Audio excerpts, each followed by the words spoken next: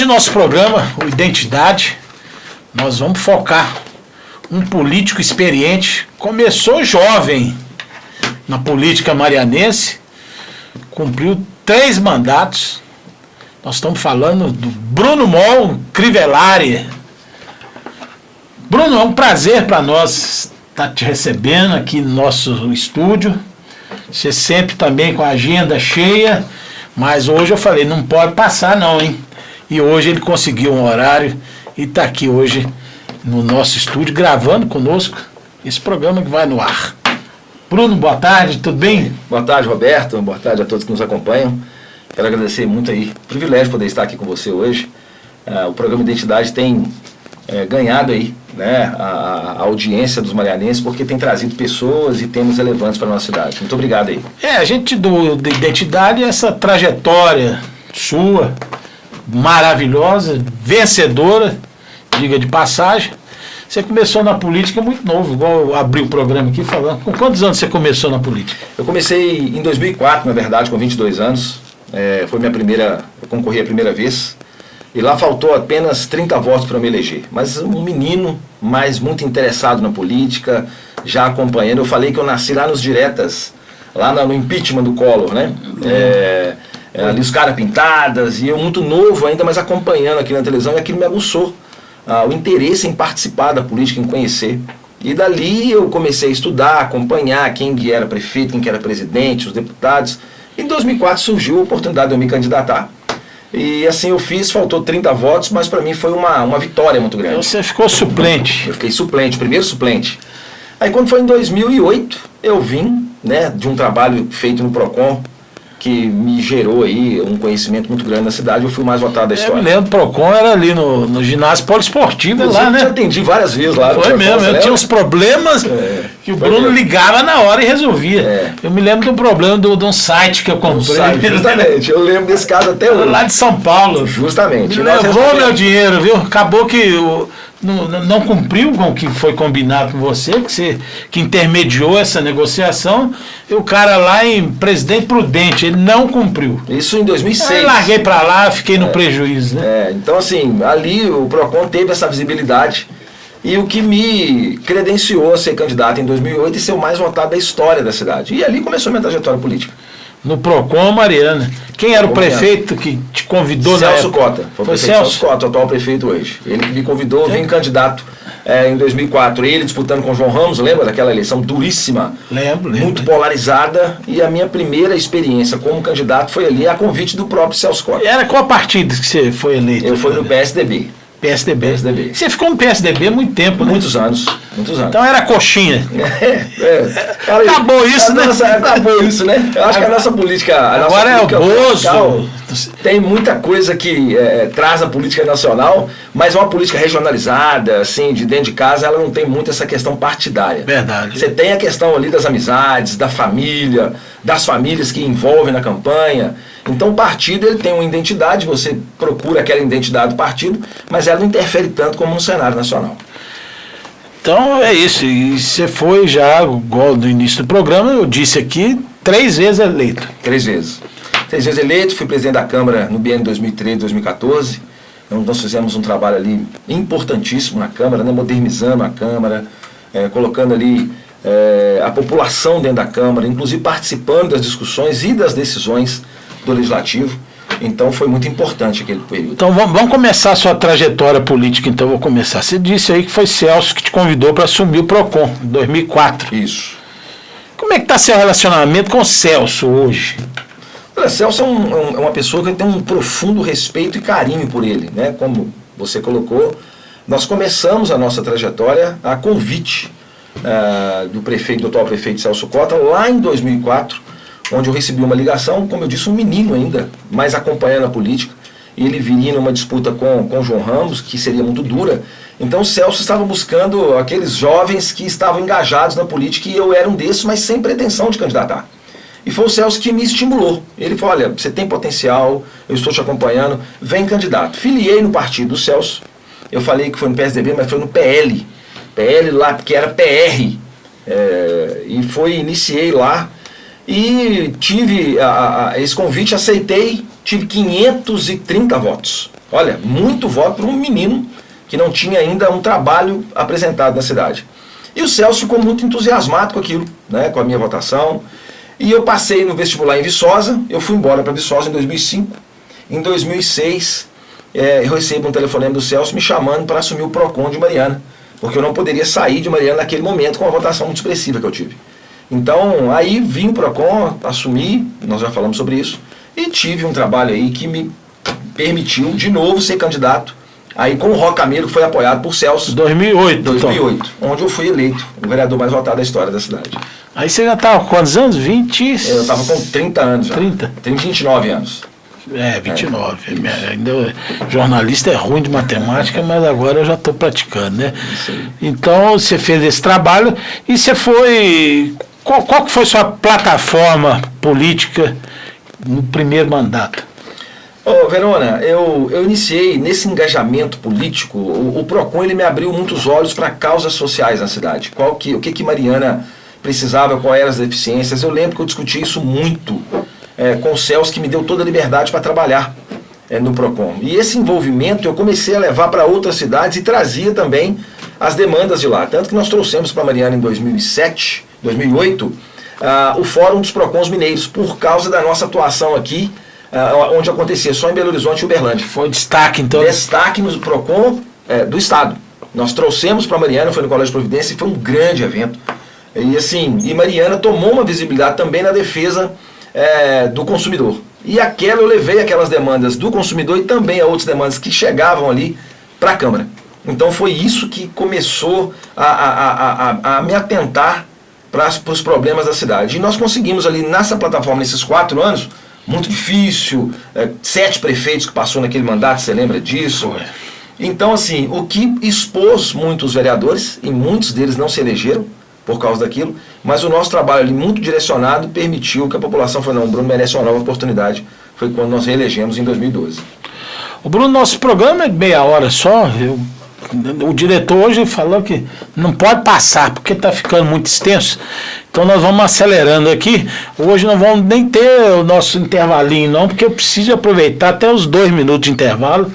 E depois eu peço o diretor aí para que pusesse só o nome aí com o banner dos nossos patrocinadores, senão a gente perde muito tempo.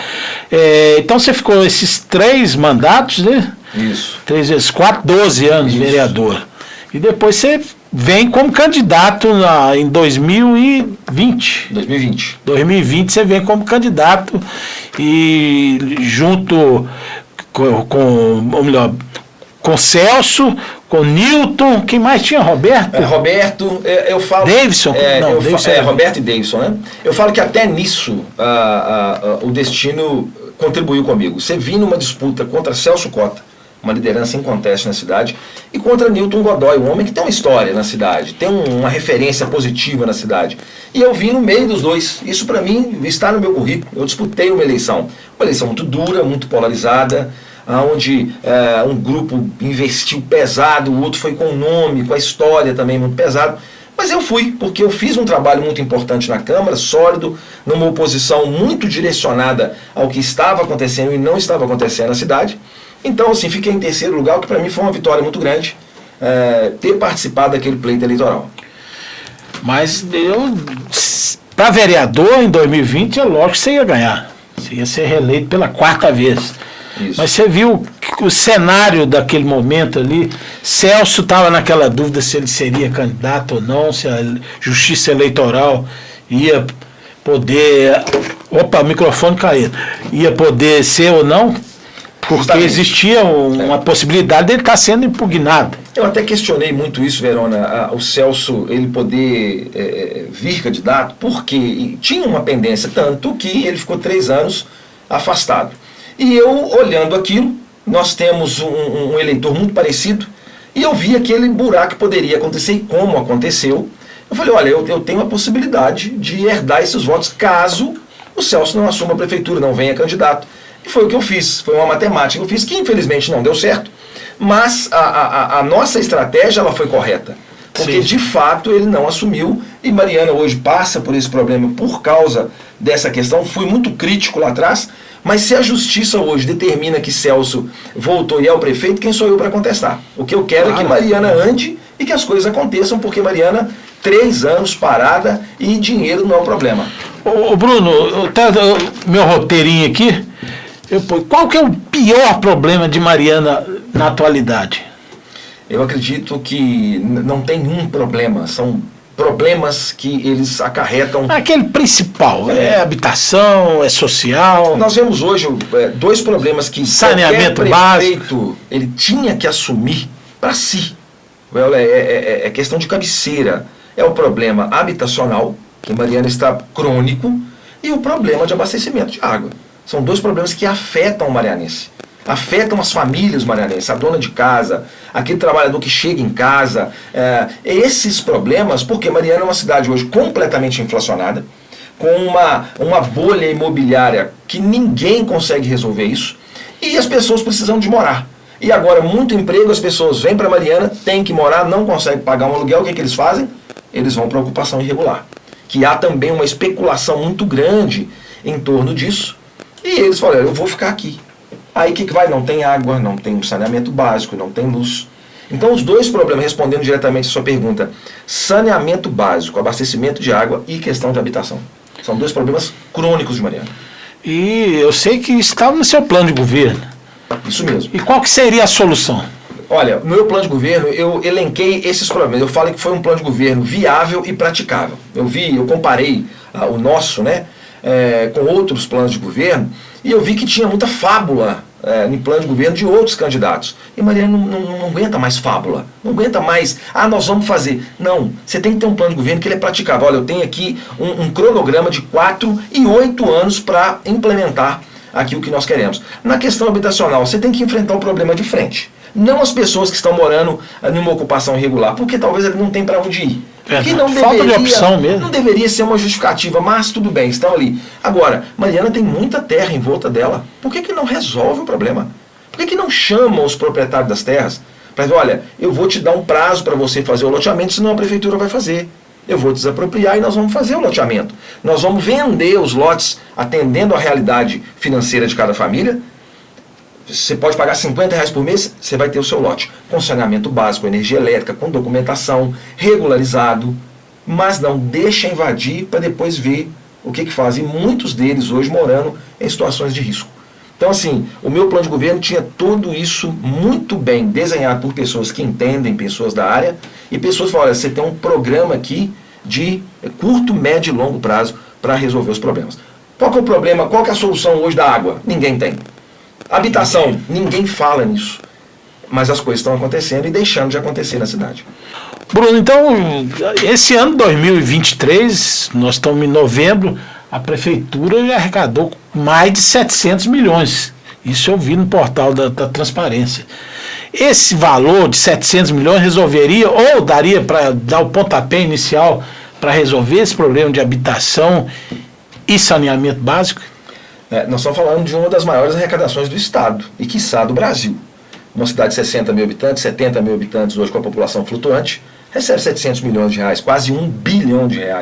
Isso fora dinheiro de Renova, dinheiro de empresa, dinheiro de Cedro, mas as prioridades que não são elencadas hoje no município. Quais são as prioridades? Talvez o dinheiro da mineração, Verona, e aqueles que nos assistem, ele trouxe um conforto para a cidade que ele causou um prejuízo. Não se investiu em fontes de rendas alternativas, não se investiu em colocar mesmo a população para procurar outras alternativas de empreendedorismo. Enfim, ficamos dependentes da mineração, que ainda é muito confortável. Mas e quando isso acabar? Eu vi uma reportagem agora que Mariana, na repactuação, e que Mariana deveria ser protagonista dessas negociações, e lá no meu último mandato como vereador, todos lembram, eu cobrei isso muito. Mas Mariana perdeu a oportunidade de ser o protagonista disso. Parece que está voltando agora com o Celso, ele rediscutindo o TETAC e algumas demandas que deixaram de ser feitas em Mariana. Está para receber aí a repactuação 100 bilhões de reais. 100 bi? 100 bilhões. Qual vai ser a fatia de Mariana? Não é 100 bilhões para Mariana. Mariana está contida nesse processo onde será de 100 bilhões de reais a indenização. Qual será o valor destinado para Mariana? No meu entendimento, teria que ser a maior fatia, porque aqui foi. Mas começou errado. Começou de forma isolada, unitária, que não mostrou as reais necessidades da cidade. Eu me lembro que você na Câmara sempre pontuou isso, e em querer participar, você, o Marcelo Macedo, desses encontros com a Fundação Renova, como é que chama? O CIF, né? O CIF. Que é onde discutia e apresentava os projetos, né? Na verdade, velho, a Câmara, a última 2016-2020, ela foi uma Câmara muito madura, com vereadores muito atuantes, muito combativos. Cito aqui o vereador Geraldo Salles Bambu, o vereador Marcelo Macedo, a vereadora Daniele, o vereador José Jarbas, entre outros ali que eram muito maduros e estavam muito atentos nessa questão. Eu lembro, para você ter uma ideia, nós ficávamos ali o dia inteiro estudando o que nós iríamos discutir na reunião da Câmara referente ao TETAC, referente às indenizações de Mariana. Então nós íamos para o plenário sabendo primeiro o que estava acontecendo nos bastidores. Nós levávamos para lá e nós propunhamos a solução e queríamos contribuir. Mas infelizmente não foi permitido pela gestão da época, que quiseram ir sozinhos, sempre vou falar isso. Vamos falar, na época era o Duarte, né? E nos colocou nessa situação que estamos hoje. Mariana poderia estar muito melhor na situação financeira, na situação no TETAC, sendo protagonista mesmo dessa questão, porque nós não somos. Vai nas cidades onde a lama passou, nós citamos aqui Rio Doce, Governador Valadares, entre outras, lá as coisas já aconteceram. Aqui em Mariana, o que aconteceu? Qual o benefício que nós temos, que a Renova trouxe de concreto para nós até hoje? Nada. Estamos na promessa. Não, construiu 2 campos de futebol, uma pracinha, o jardim. Mariana não teve projeto desde o Eu sempre falo isso, Bruno. Certa vez eu em entrevista com o presidente da Fundação Renova, que era o André Freitas, né? Isso. O André Freitas. E ele disse que a Fundação Renova sempre atendeu aquilo que foi solicitado. E que naquele momento o que Mariana tinha pedido, a Fundação Renova, eles já tinham feito. Que é isso que eu falei, que 2 campos de futebol e tudo. E que estava aberto. Que ninguém apresentou um projeto, a não ser esse de 70 milhões, que era para fazer o saneamento, isso. Que não dá para fazer... 72? Que não dá para fazer um bairro de Mariana. Deixa eu falar a questão do saneamento básico que você colocou muito bem aí.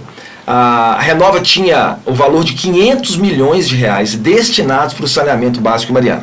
Teriam que apresentar o projeto no montante de 500 milhões de reais. O projeto que foi apresentado pela gestão da época foi um projeto de 72 milhões, que não dá para fazer o saneamento básico da Cabanas. E tinha 500 milhões de reais destinados que poderia solucionar o problema de saneamento básico na cidade de Mariana. Então o que faltou lá foi competência técnica, competência política, trazer os atores políticos, olha, Mariana está organizada e exige a sua reparação. Não somente para os atingidos, Verona. Mariana focou muito no atingido direto, que tinha que ser reparado mesmo. Claro. Imagina que aquelas pessoas sofreram. Mas agora, eram 60 mil atingidos. Todos sofreram. Estava vendo agora a questão do juro zero, né, de um benefício que houve na gestão do então prefeito Juliano. Os comerciantes poderiam pegar um valor para custear ali as suas despesas. São políticas como essa que não deveria ser nossa. Deveria ser da Fundação Renova, da repactuação. Nós deveríamos chegar e mostrar as demandas da cidade. Olha, isso foi causado por causa da tragédia e nós queremos a repactuação. Sabe quem explorou isso muito bem? Rio Doce. Governador Valadares explorou isso muito bem. Você quer ver outro que explorou bem? Não foi da tragédia aqui da barragem de Fundão, mas da barragem de Feijão. Foi Brumadinho. Explorou isso muito bem, que aprendeu com os erros de Mariana. E nós estamos errando até hoje. Lá em Brumadinho foi a própria Vale que negociou. E assumiu tudo. E o prefeito de lá entendeu que Mariana errou muito. Tanto que ele verbalizou isso.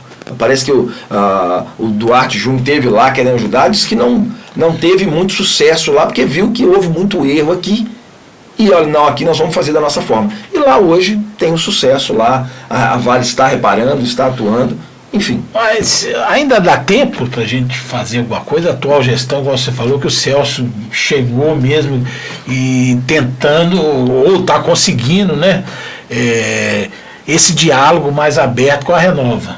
Você acha que dá tempo? Você falou a palavra-chave, diálogo. É isso que precisa. E força política que nós não tínhamos lá atrás.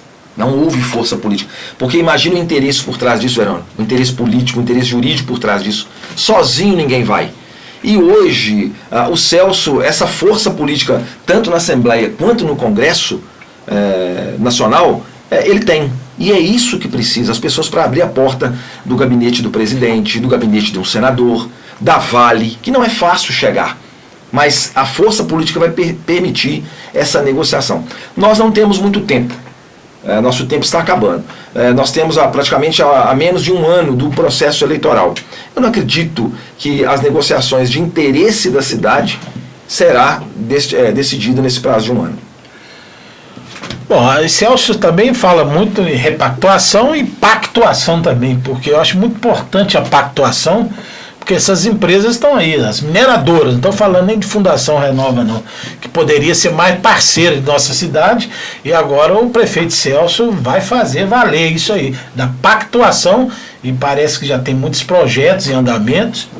E o que você vê da repactuação e da pactuação? A pactuação nós podemos usar um exemplo claro. Mariana tem um hospital da década de 70, que ela não atende os anseios, não atende. Eu sou usuário do SUS, a minha família é usuária do SUS. Então eu sempre falei isso. Você critica o hospital, critica os médicos? Não, eu critico o atendimento que é destinado à população numa cidade que arrecada 700 milhões de reais. Vai passar de 1 bilhão de reais. Nós temos um hospital praticamente provinciano. E nós poderíamos ter um hospital de ponta. O projeto da UTI, esse projeto é meu, nasceu na minha gestão como presidente, todos lembram disso? Eu economizei um recurso de 2 milhões e 400 mil reais e destinei para a construção de uma UTI de 10 leitos e um neonatal. Agora que estão discutindo o projeto, será que vai ter mesmo? E o dinheiro? Cadê o dinheiro? São questões como essa que a população tem que perguntar. 700, eu me lembro que você fez nesse dia, né? Tem um cheque lá. Fizemos um evento para quê? Para que a população tivesse um sentimento de pertencimento. Olha, realmente tem um dinheiro aí para o UTI e QD. Esse dinheiro sobra, né? Sobra da minha gestão, como presidente da Câmara, montamos um plano de governo ali, economizamos um recurso e destinamos para a UTI. Segundo a gestão da época, aquele valor foi destinado para a UPA, onde está acontecendo a UPA ali. Sim. Olha, tudo bem, mas nós poderíamos e podemos ter um hospital referência, uma UTI referência, para que a gente não veja aquela senhora, aquele senhor, aquela criança indo para Belo Horizonte para fazer uma mamografia, para fazer um exame talvez muito simples, uma cirurgia de catarata. Poderia ser feito em Mariana, com tanto de recurso que gira na cidade, um hospital que não atende à demanda do marianense. Então, é aquela que você falando que o marianense tem que sair daqui para Itabirito, Ponte Nova, Belo Horizonte. Você acha que é aquele processo da empurrologia? Empurra o sujeito para lá? Eu acredito, Verona, que é mais do que isso. Eu acho que tem alguns interesses da cidade que impede a saúde mariana avançar. Eu acho que esse é o problema que o prefeito teria que trazer. Falei, não, olha, nós vamos atender o interesse dentro da necessidade da população. Saúde não pode brincar. Você não pode mandar uma pessoa que está com câncer, já tem fase terminal de câncer, entrar numa van para ir para Belo Horizonte para fazer uma quimioterapia. E aconteceu há pouco tempo atrás, essa van quebrar, aquela pessoa ficar lá sem alimento, veja bem, sem alimento, dentro de uma van, sem perspectiva de resgate, porque aqui ela não tinha um tratamento para ela fazer, e poderia ter. São essas questões que nós temos que discutir. A Câmara discutiu isso muito lá atrás. Eu vi a Câmara se perder um pouco nessa última gestão, até por causa da instabilidade jurídica que aconteceu, política que aconteceu nesse último mandato, mas a Câmara deixou de discutir problemas importantes da cidade que tem que retornar. E ano que vem é ano eleitoral, né? A pergunta que eu vou fazer, você vem candidato a vereador ou a prefeito? Eu falo que o político, essa pergunta ele recebe todos os dias. Veja bem, eu disputei uma eleição para prefeito. Uma eleição majoritária ela é completamente diferente de uma eleição para vereador. Você tem um compromisso muito maior com a população.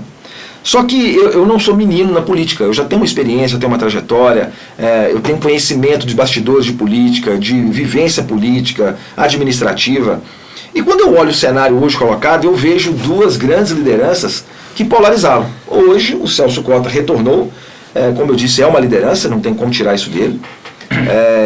Voltou para a prefeitura, voltou para a máquina, né, usa esse jargão, e uma máquina muito poderosa, como você disse, arrecadou 700 milhões de reais. Está para receber um dinheiro da repactuação. Então acredito que Mariana terá muitas obras iniciadas no governo agora do Celso. Provavelmente virá para a reeleição. E nós temos o Juliano, que esteve lá durante 1 ano e meio, fez um mandato também que a população viu que foi completamente diferente do irmão, do Duarte Júnior, que foi um mandato muito aquém do mínimo necessário que a população esperava. Então o Juliano teve um nome muito falado, muito preservado, numa gestão que apresentou resultado para a população. E hoje essa polarização, talvez ela não permite uma terceira via. E nós estamos analisando isso com o meu grupo político. Há uma pressão muito grande para que eu me envolva no processo político do ano que vem, e eu estou analisando isso. Para prefeito, eu posso praticamente ter um entendimento que eu não irei disputar a eleição para prefeito por causa disso que eu falei. A gente tem que saber o nosso lugar na história, né? Naquele momento, lá atrás em 2020, eu vi um buraco, poderia ter dado certo, não deu, mas agora houve uma polarização. Agora, uma coisa que eu posso deixar muito clara, eu vou participar do processo eleitoral. Há uma cobrança em cima de mim, o meu grupo político me cobra, as pessoas que acompanharam os meus 3 mandatos, me acompanharam também na minha eleição prefeito, me cobram um retorno para a política. E eu estarei participando e da mesma forma discutindo os interesses do cidadão marianense. Qual partido que você está afiliado hoje? Hoje nós estamos filiados no Republicano, estamos rediscutindo também essa questão do partido, e nós, junto com essas pessoas, junto com esse grupo que me acompanha, nós iremos ver aí essa questão partidária. Então tá aí. Sua candidatura em 2020 estremeceu sua relação com o Celso? Não, de maneira nenhuma. O Celso é muito maduro politicamente. O Celso entendeu que eu vi essa lacuna que poderia ter causado. Tanto que no dia 25 de novembro, eu lembro disso como se fosse hoje, ele tinha até o dia 26 de novembro daquele ano 2020 para sair, porque falava muito na cidade. Ele disse: Celso não pode. Celso, como não podia, não pôde. E eu liguei para ele: Celso, você sabe que nós somos do mesmo grupo, eu fui eleito 3 mandatos no seu palanque, fui presidente da Câmara na sua gestão, onde eu contribuí com pautas importantes no seu governo. Se você vê que não pode ser candidato, olha, eu estou aqui com o mesmo entendimento de grupo que é o seu. Mas ele viu que eu tinha uma oportunidade, meu nome estava em ascensão, e eu falei: eu vou tentar. O Celso entendeu isso muito bem. Então não estremeceu em nada, né? Eu tenho um respeito muito grande por ele por mim, já conversamos, né? E assim, é isso que tem que fazer. O que falta é a maturidade política, para as pessoas entenderem que cada um tem o seu direito de concorrer. Agora, nós não podemos criar o revanchismo em cima de nós. Sabemos que pessoas que transitam ali em volta dele, em volta de mim, criam um revanchismo. Mas há maturidade tanto do lado do Celso, em muita maturidade, conhecimento político, e eu falo que tudo que eu aprendi na política, eu aprendi com o Celso, que os meus mandatos foram no palanque dele. E isso para mim é muito importante nesse momento. Ô Bruno, na prefeitura hoje existe o Cristiano acumula o cargo de vice-prefeito e também de secretário de Cultura e Turismo. Essa vaga, se Celso te convidar para assumir, você assume? Verona, eu recebi convite de todos os prefeitos que passaram nessa gestão. E eu não aceitei, porque eu não estou na política, eu não fiquei nos meus 3 mandatos para ter cargo em prefeitura. E eu não aceitei, agradeci, me coloquei à disposição para participar, ajudando, aconselhando, como todos em um dado momento ligava: o que você acha disso, o que você faria nisso, e foi a minha contribuição. Mas assumir cargo eu não assumi lá e não assumiria aqui também, principalmente numa reta final de mandato. Então assim, agradeço. Em abril você vai ter que se descompatibilizar, né? E outra coisa, eu acredito que um secretário, quando ele entra na prefeitura, ele tem que ter um plano de gestão.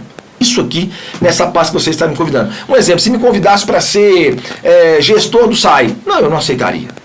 Por quê? Não, eu não tenho conhecimento técnico para assumir uma autarquia como aquela. Só que, infelizmente, na política as coisas não funcionam assim. As pessoas querem o cargo, mas eles não querem contribuir. O cargo que você fala é o salário, É o salário, eles querem o cargo, eles querem o salário. Entendi. Não é a minha questão. Olha, quando eu entrei no PROCON, eu sabia que eu poderia contribuir e deixei um legado no PROCON de Mariana. Não tem dúvida. E eu nunca entraria e entrarei em um cargo político que eu não possa deixar em uma contribuição para o marianense. Por isso que eu não aceitaria. Bruno, chegando no final do nosso programa, passa rápido, o tempo é curto, mas eu vou já deixar um convite para você voltar e a gente falar mais, porque eu sei que você tem uma bagagem muito grande politicamente, você tem um carinho pelo nosso público e o nosso público por você. Se eu queria só deixar, você tem mais alguma coisa a acrescentar? Não, eu quero primeiro agradecer, Verona, aquelas pessoas que têm me procurado muito e sentindo a minha falta na política. Isso é muito importante para nós, que a gente entende que a gente deixou um legado na cidade. Então, quero deixar para as pessoas, olha, eu estarei participando do processo com o mesmo intento, com a mesma força que eu tive nos meus 3 mandatos, presidente de Câmara, candidato a prefeito. Eu estarei com esse mesmo objetivo. E quero também, Verona, te agradecer muito, né? Nós temos um conhecimento já há muito tempo, mas eu vejo a sua forma de conduzir o jornalismo, a sua forma de conduzir também as questões importantes da cidade. É isso que nós precisamos hoje, né? De uma imprensa que realmente veja os problemas e mostre bem a população, chame a prefeitura. E eu vejo que você, com o seu canal de comunicação, você faz isso. Então, para mim é um privilégio estar aqui, privilégio mesmo estar aqui. Toda vez que eu for convidado, eu estarei aqui com muito carinho. Então já vamos deixar o convite aqui no ar, aqui para todo o nosso público. Final do nosso programa, Identidade.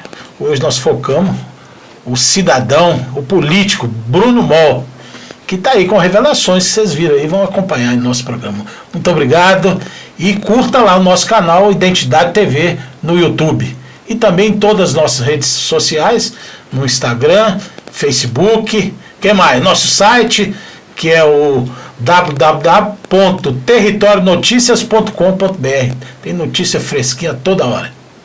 Até amanhã.